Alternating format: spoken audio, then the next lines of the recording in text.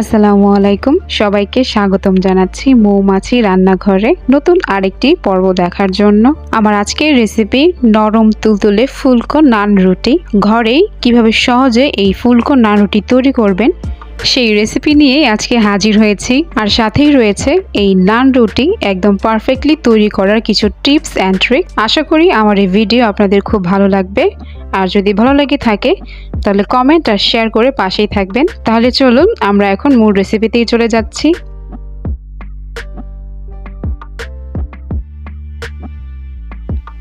সবার প্রথমেই আমরা নান রুটির জন্য ডোটা তৈরি করে নিব। ডোয়ের জন্য আমি এখানে 2 কাপ পরিমাণ ময়দা ব্যবহার করছি। আপনারা চাইলে এখানে ময়দার পরিবর্তে আটাও ব্যবহার করতে পারেন, তবে সেক্ষেত্রে নানটা কিন্তু ফুলবে না, তবে ফ্লাফি হবে। দিয়ে দিচ্ছি স্বাদ মতো কিছুটা লবণ, 2 টেবিল চামচ চিনি,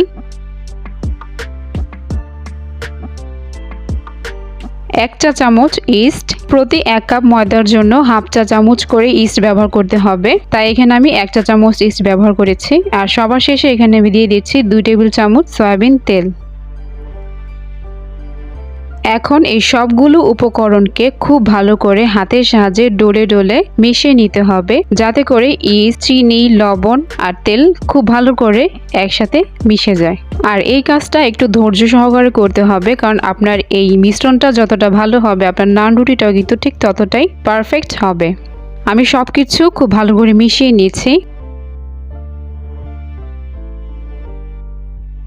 এবার আমি এখানে উষ্ণ গরম পানি নিয়েছি, আর পানিটা এমন গরম হতে হবে যাতে আঙুলটা চুবিয়ে রাখা যায়। অতিরিক্ত গরম পানি করলে কিন্তু ডোটা কখনোই ফুলবে না, আবার ঠান্ডা পানি ব্যবহার করলেও কিন্তু ডোটা ফুলবে না। এজন্য অবশ্যই উষ্ণ গরম পানি ব্যবহার করতে হবে, অর্থাৎ অতিরিক্ত গরমও না আবার ঠান্ডাও না। এভাবে আমি অল্প অল্প করে পানি দিয়ে একটা নরম ডো তৈরি করে নিচ্ছি। আর নানের ডোটা কিন্তু অনেক বেশি স্টিকি হয়। আমার ডোটা মাখানো হয়ে গিয়েছে, আপনারা দেখতেই পাচ্ছেন এটা কিন্তু অনেক বেশি নরম। এখন আমি এখানে 1 টেবিল চামচ সয়াবিন তেল দিয়ে আবারও খুব ভালো করে মথে নেব।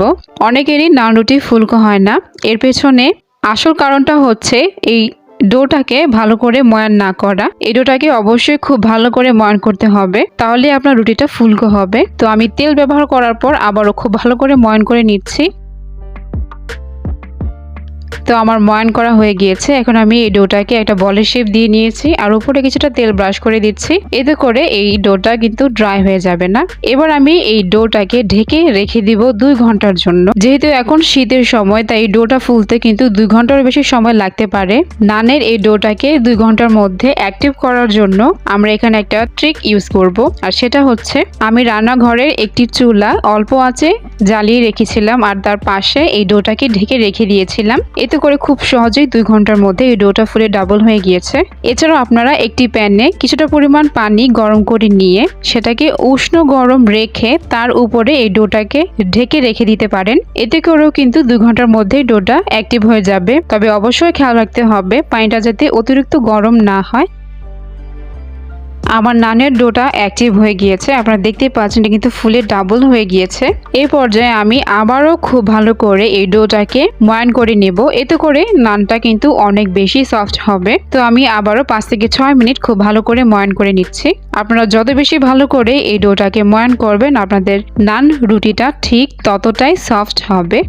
আপনারা দেখতেই পাচ্ছেন আমার এই ডোটা কিন্তু অনেক বেশি স্টিকি। তো আমি কিছুটা ময়দা দিয়ে আবারও খুব ভালো করে মথে নিচ্ছি। তো এবার আমি এই ডোটাকে সমান 6টা ভাগে ভাগ করে নিচ্ছি।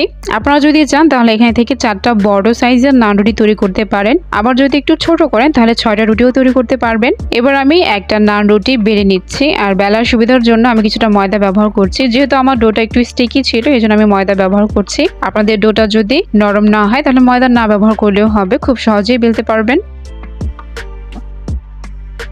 আমার নান রুটি বেলা হয়ে গিয়েছে, আপনারা দেখতে পাচ্ছেন আমি কতটা পুরুত্বে রেখেছি রুটিটাকে। এবার আমি চলে যাচ্ছি এই রুটিটাকে ভাজার জন্য। তো ভাজার জন্য আমি একটি প্যান বসিয়ে দিয়েছি, আর প্যানটাকে আমি মিডিয়াম আঁচে কিছুটা গরম করে নিয়েছি। এবার এর মাঝে সেই নানটাকে বসিয়ে দিচ্ছি, আর মিডিয়াম তাপে আমি এই রুটিটাকে খুব ভালো করে সেঁকে নেব। আর এই রুটিটা সেকার জন্য কোনো প্রকার বাটার বা তেল ব্যবহার করতে হবে না, এমনিতেই ফুলে এটা ডাবল হয়ে যাবে। আপনারা দেখতেই পাচ্ছেন রুটিটা ফুলে ডাবল হয়ে গিয়েছে আর রুটিটা খুব সুন্দর করে ভাজাও হয়ে গিয়েছে। এবার আমি রুটিটাকে নামিয়ে নেব। এই পর্যায়ে আপনারা যদি চান তাহলে কিছুটা বাটার এর উপরে ব্রাশ করে দিতে পারেন, এতে করে রুটিটা কিন্তু অনেক সময় ধরে নরম থাকবে। আমার রুটিটা ভাজা হয়ে গিয়েছে, এভাবে আমি সবগুলো রুটি ভেজে নেব। খুব সহজভাবেই ঘরে চুলায় আমি এই নরম তুলতুলে ফুলকো নান রুটি তৈরি করেছি। আপনারা দেখতেই পারলেন। এই রুটিগুলো আপনারা যে কোনো প্রকার হটপটে রেখে সংরক্ষণ করতে পারেন। আর এই নান রুটির সাথে গ্রিল চিকেন হলে তো কথাই নেই। তবে আপনারা যদি চান তাহলে শুধু নান রুটি এভাবেই খেতে পারেন। এই নান রুটি এভাবেই খেতে কিন্তু খুবই সুস্বাদু। এই নান রুটিটা কিন্তু অনেক বেশি সফট হয়েছে। তো একটা রুটি আমি আপনাদেরকে ছিঁড়ে দেখাচ্ছি।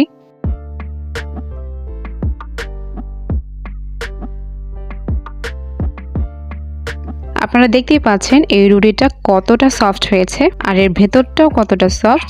আর খেয়াল করলে দেখতে পারবেন রুটিটা কিন্তু দুই ভাগে ভাগ হয়ে গেছে, অর্থাৎ এটা কিন্তু খুবই ফুলকো একটা নান রুটি তৈরি হয়েছে। আজকের এই নরম তুলতুলে ফুলকো নান রুটির রেসিপি শেষ পর্যন্ত দেখার জন্য সবাইকে অনেক অনেক ধন্যবাদ। এইরকম আরো নতুন নতুন ও সহজ রেসিপি পাওয়ার জন্য আমার চ্যানেলটিকে সাবস্ক্রাইব করার অনুরোধ রইল। আর যারা আমার চ্যানেলটিকে সাবস্ক্রাইব করেছেন তাদেরকে অসংখ্য অসংখ্য ধন্যবাদ। দেখা হবে পরবর্তী কোনো রেসিপিতে। আশা করি আপনারা সবাই খুব ভালো থাকবেন। আজকে এই পর্যন্তই। আল্লাহ হাফেজ।